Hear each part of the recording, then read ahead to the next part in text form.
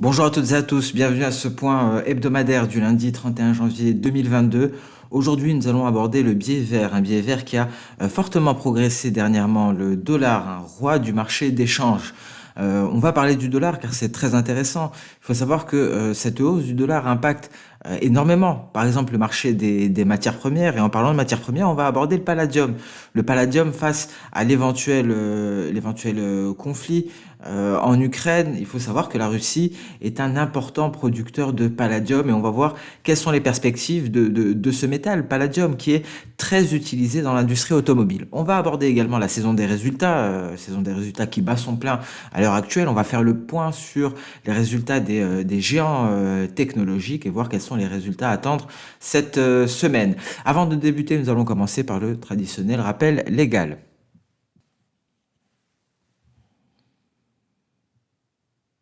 Voilà pour le rappel légal. Entrons dans le vif du sujet, le focus de la semaine. Combien le dollar peut-il progresser? On va essayer de voir est-ce qu'on pourrait atteindre la parité entre le dollar et l'euro. Alors, est-ce que c'est possible? Il faut savoir qu'il y a eu une accélération du renforcement du billet vert. On l'a vu, on l'a suivi d'ailleurs d'un point de vue technique lors des Good Morning Market. Bon, ce n'est pas une surprise. La paire était depuis très longtemps en tendance baissière, hein. L'euro-dollar était en tendance baissière. On a marqué une pause, un mouvement de consolidation. Et donc, on revient à la baisse concernant l'euro-dollar. Et pour cause, la politique très hawkish de la Réserve fédérale américaine. Une Réserve fédérale américaine qui est au dos au mur, qui n'a pas le choix, qui doit être hawkish au vu des données solides aux États-Unis, notamment concernant le PIB américain. Et d'un autre côté, on a des données faibles en Allemagne. Mais est-ce qu'on peut pour autant atteindre la parité? Alors, la dernière fois qu'on a sérieusement envisagé la parité euro-dollar, c'était dans la période de 2015 à 2017 et ce n'est pas arrivé. Donc la question se pose réellement et la réponse dépendra des indicateurs auxquels on s'intéresse. Alors tout d'abord, il faut savoir que d'un point de vue long terme, si on se base sur les 20 dernières années, ici sur les deux graphiques, on retrouve en noir la moyenne des 20 dernières années pour le billet vert et ici pour l'euro. Ce que l'on constate, on est au-dessus de cette moyenne des 20 dernières années pour les deux monnaies. Et donc on est surévalué dans les deux cas. Mais on peut constater effectivement que le dollar est beaucoup plus haut. Et donc effectivement cette surévaluation pour le dollar est plus marquée. Si on s'intéresse à une fourchette beaucoup plus réduite, si on s'intéresse à une période à partir de 2015, dans ce cas-là, le dollar est extrêmement surévalué. Alors, ce qu'il faut savoir, c'est que les économies ont tout de même la capacité de s'adapter à une monnaie très forte. En atteste le CHF et ça pourrait être le cas aux États-Unis. Et donc à présent, on va voir à quoi s'attend le marché, un marché équitable pour une hausse des taux américains. Et on peut s'attendre cette année à 5 hausses de taux en 2022. Et d'ailleurs, Botsic plaide en faveur d'une hausse de taux de 50 points de base, même si ce dernier n'est pas un membre votant pour 2022. C'est le président de la Réserve fédérale d'Atlanta. Et si on regarde ici ce spread sur les contrats de taux, ça se déplace fortement en faveur du dollar. Et le marché des devises commence à vraiment le percevoir, hein. Donc cette baisse du spread favorise fortement le dollar.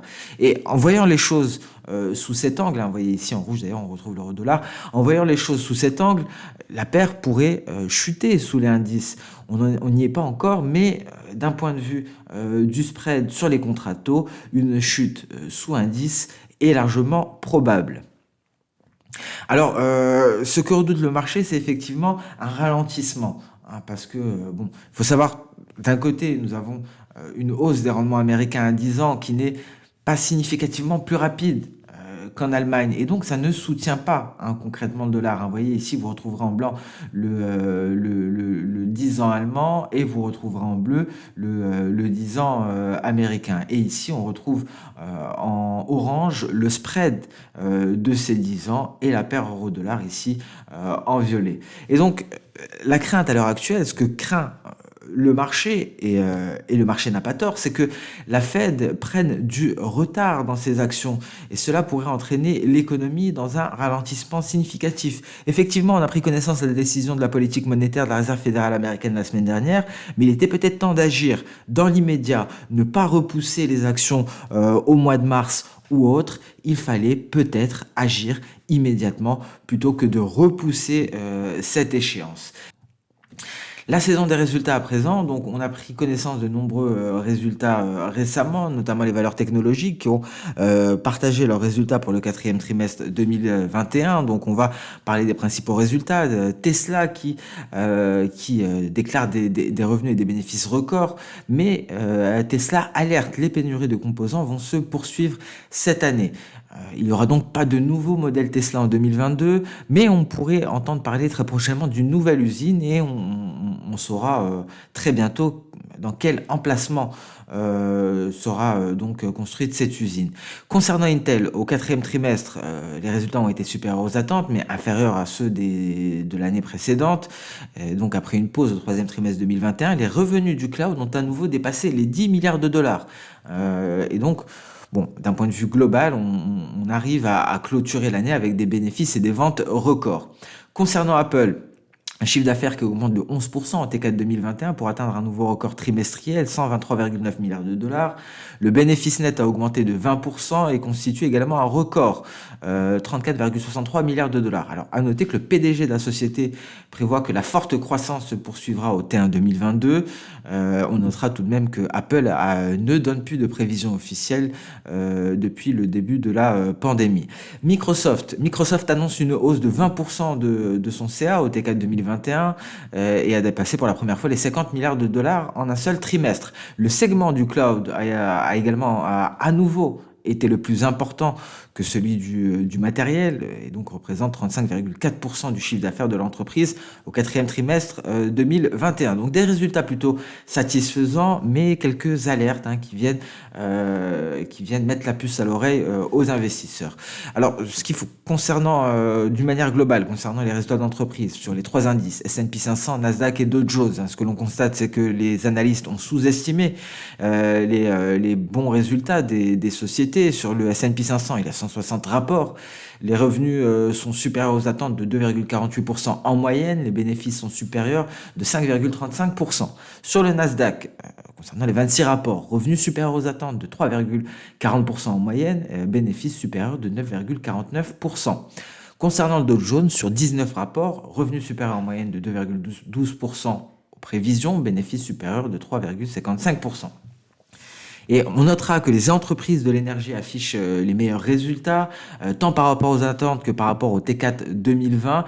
La croissance moyenne des revenus, on se base sur 7 rapports, est de 65,5% et celle des bénéfices par action est de 614%.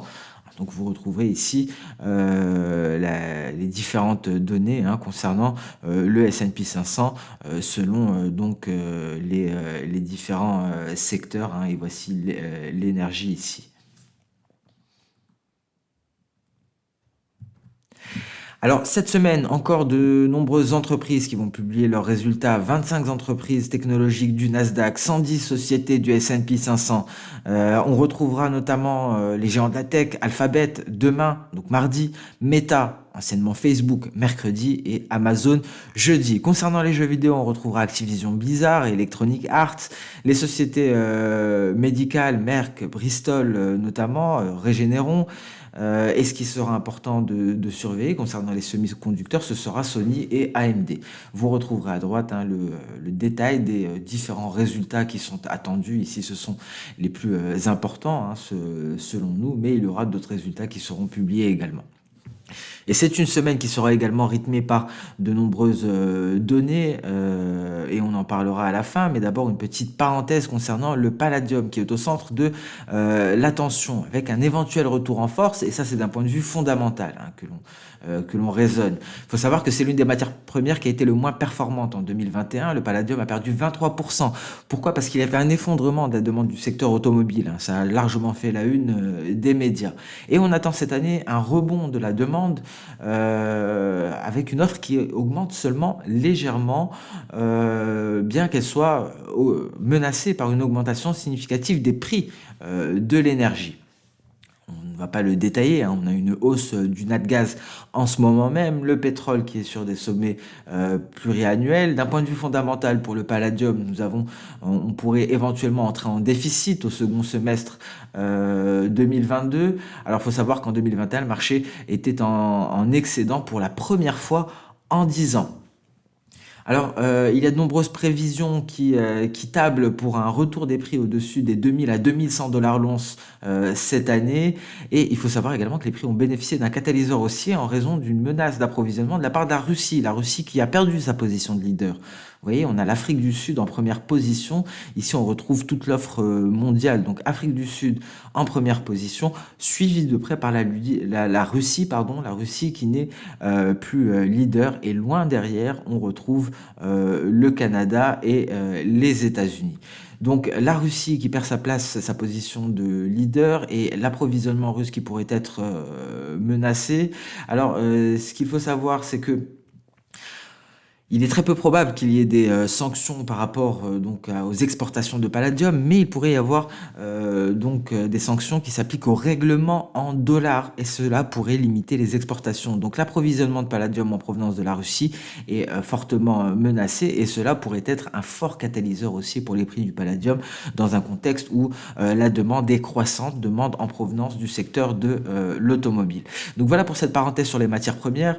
Je ne vous ai pas présenté ça sur la vidéo spécialement dédié à la situation en Ukraine, donc je voulais le détailler aujourd'hui. C'est une matière première que l'on va suivre au quotidien lors des Good Morning Market. Alors à présent, qu'est-ce qui nous attend cette semaine? De nombreuses données, hein, je le disais un peu plus tôt, le rapport sur l'emploi aux États-Unis, également au Canada, mais ce qui nous intéressera, c'est principalement les États-Unis, avec le NFP vendredi et l'ADP mercredi. Il y aura également d'autres données américaines concernant les PMI. On a des banques centrales également au programme, la BOE et la BCE. On a des données allemandes et des discours de la Fed et les résultats d'entreprise que l'on a déjà détaillés. Voilà pour cette semaine, une semaine chargée concernant les résultats, concernant les données, et on a également une certaine faiblesse des indices qui doivent confirmer leur rebond. Est-ce que c'est un rebond de chat mort? À suivre, en tout cas, il y aura de nombreux catalyseurs. Merci à toutes et à tous pour votre attention. Je vous souhaite une excellente séance de trading et un très bon début de semaine. Au revoir.